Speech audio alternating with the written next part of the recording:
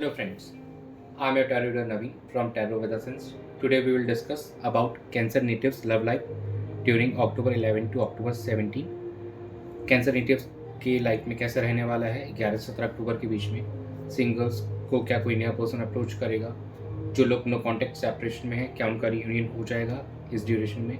और married couples की life कैसे रहने वाली है? ये एक जनरल टाइमलेस रीडिंग है जो मेल फीमेल सभी के साथ रेजोनेट होगी। Please subscribe to our channel and be a part of tarot with essence family. चलिए अब हम चेक कर लेते हैं कैंसर नेटिव्स की लव लाइफ कैसे रहेगी इस वीक के अंदर। Dear spirits, please connect me to cancer natives love life during October 11 to October 17. 10 of Swords, King of Cups, Knight of Cups, bottom of the deck है 10 of cups. काफ़ी cups की energy आ गई है। 10 of sorts जहाँ ये कह रहा है कि जो भी पास्ट के सेटबैक्स रहे हैं, आपको इमोशनल जो भी चैलेंजेस रहे हैं उनको लेट गो कर देना चाहिए और लाइफ में कहीं ना कहीं आगे बढ़ना चाहिए। और जो रिलेशनशिप में न्यू डेप्थ लाने के लिए आपको एक इमोशनल लेवल पे फोकस करना चाहिए। एक रोमांटिक कनेक्शन लाने के ऊपर आपका मेन फोकस होना चाहिए। और कहीं ना कहीं इस वीक के अंदर में कुछ न्यू प्रपोजल्स ऑफर्स भी एक्सपेक्टेड हैं हमारे जो सिंगल्स होंगे उनके लिए। और 10 ऑफ कप्स कहीं ना कहीं इमोशनल फुलफिलमेंट दिखा रहा है और हैप्पीनेस दिखा रहा है आप दोनों के रिलेशनशिप में इस वीक में। तो मेन फोकस कहीं ना कहीं आपको अपने जो भी पास का सेटबैक रहा है, नेगेटिविटी रही है, उससे प्लीज़ लेट गो कीजिए और रिलेशनशिप में आगे प्रोसीड कीजिए। काफ़ी अच्छा दिखाई दे रहा है इस वीक में। फिर आप दोनों का रिलेशनशिप बेहतर होते हुए नज़र आ रहा है। एक न्यू उसमें एक्साइटमेंट दिख रही है, एक नया एक पोटेंशियल दिख रहा है। काफ़ी डीप लेवल पे चीज़ें दिख रही है, इमोशनल लेवल पे चीज़ें दिख रही है।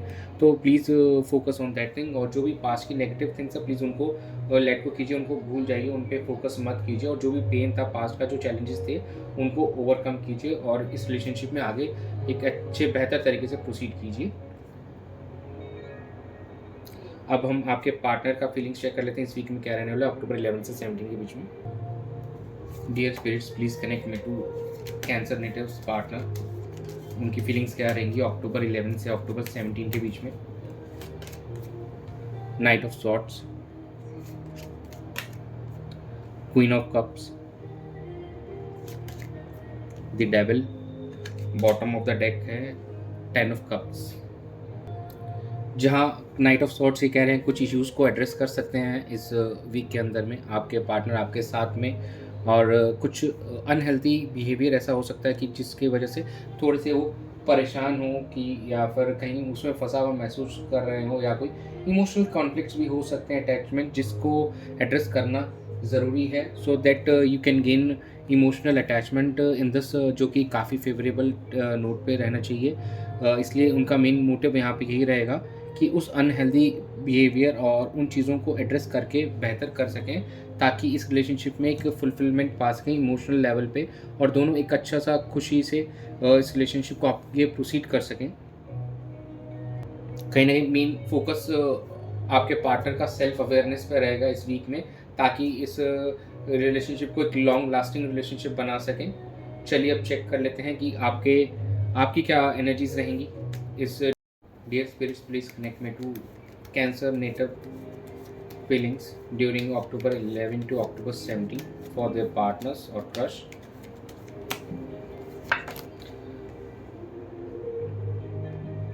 5 of Swords, 4 of Swords, the Moon, bottom of the deck है नाइट ऑफ सॉर्ड्स। तो कहीं ना कहीं आप भी चीज़ों को एड्रेस करने पे आपका फोकस रहेगा और जो भी मिसकम्युनिकेशन या मिसकंसेप्शंस आपके माइंड में चल रही है, जो भी चैलेंजेस आपने रिसेंट टाइम में फेस किए हैं इस रिलेशनशिप को, उसको एड्रेस करने पे है। लेकिन उससे पहले आप थोड़ा सा पॉज लेना चाहते हैं, सोचना चाहते हैं, इंट्रोस्पेक्ट करेंगे खुद से कि क्या सिचुएशन, ये ऐसी सिचुएशन अगर बनी तो क्यों बनी, नो कॉन्टेक्ट सेपरेशन का जो आया है दोनों के बीच में क्यों आया है, उसके ऊपर आपको फोकस रहेगा। और कहीं ना कहीं उसी को एड्रेस करने पे मेन फोकस रहेगा आपका इस वीक के अंदर में। चलिए आउटकम देख लेते हैं कैंसर नेटिव के जो पार्टनर हैं इन दोनों की सिचुएशन का आउटकम क्या रहेगा। 9 of swords, 8 of swords, temperance, bottom of the deck है 6 ऑफ सॉर्ड्स। देखिए कहीं ना कहीं ये चीज़ बता रहा है कि 8 ऑफ सॉर्ड्स मतलब काफ़ी आप स्ट्रक फील कर रहे हैं। तो जो भी एंग्जाइटीज़ या वरीज़ हैं या जो भी आपने ज़्यादा ओवर थिंकिंग की है उसकी वजह से आप काफ़ी स्ट्रक फील कर रहे हैं। और अगर आपको कोई पॉजिटिव आउटकम चाहिए तो यू नीड टू हील, आपको हीलिंग की ज़रूरत है। जैसे 6 ऑफ सॉर्ट्स भी कहीं ना कहीं कहता है कि मूविंग टुवर्ड्स अ कामर सिचुएशन, आप यहाँ से बेटर वे में आगे थोड़ा प्रोसीड करेंगे इस रिलेशनशिप में, काम डाउन होकर इमोशनली जो भी बैगेजेस हैं उनको लेट गो करके और उसको इमोशनली आपको हील करना। टेम्परेंस आपको यहाँ पे ये सजेस्ट कर रहा है। तो आउटकम कहीं ना कहीं ये कह रहा है कि जो भी नेगेटिविटीज़ हैं प्लीज़ उनको एड्रेस करके, जहाँ पे जिस सिचुएशन में आप स्ट्रक फील कर रहे हैं तो प्लीज़ उससे बाहर निकलिए। उससे एक जो आपने अपने माइंड में बना रखा हो रहा जो नेगेटिव हो रहा प्लीज़ उसको ख़त्म कीजिए और खुद को हील कीजिए। फिर अपने पार्टनर को भी वो